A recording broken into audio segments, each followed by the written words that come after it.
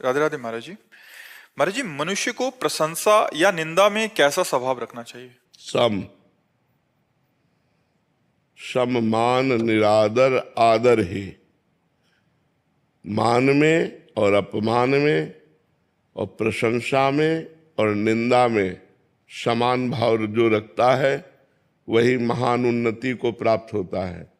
प्रशंसा में जो फूल जाता है और निंदा में जो दुखी हो जाता है वो साधारण मनुष्य है।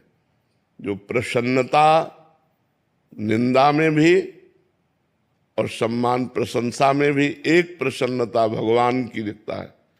भगवान की इच्छा है प्रशंसा हो रही, भगवान की इच्छा है निंदा हो रही।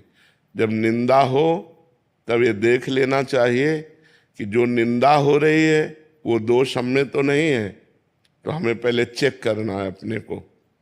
अब अगर उत्तर आया अंदर से नहीं तो हमें प्रसन्न रहना चाहिए, वो उसका स्वभाव है।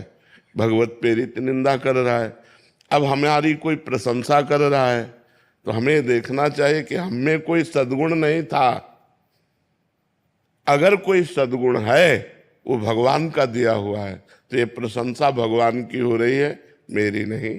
प्रशंसा स्वीकार करने से अभिमान पुष्ट होता है, इसलिए प्रशंसा स्वीकार न करे, और निंदा होने से अभिमान नष्ट होता है।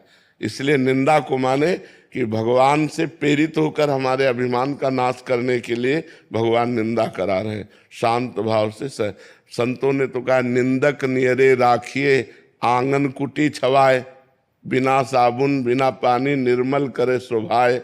अगर कोई निंदा हमारा कर रहा है तो हमारे पापों को नष्ट कर रहा है, हमारे दुखों को नष्ट कर रहा है।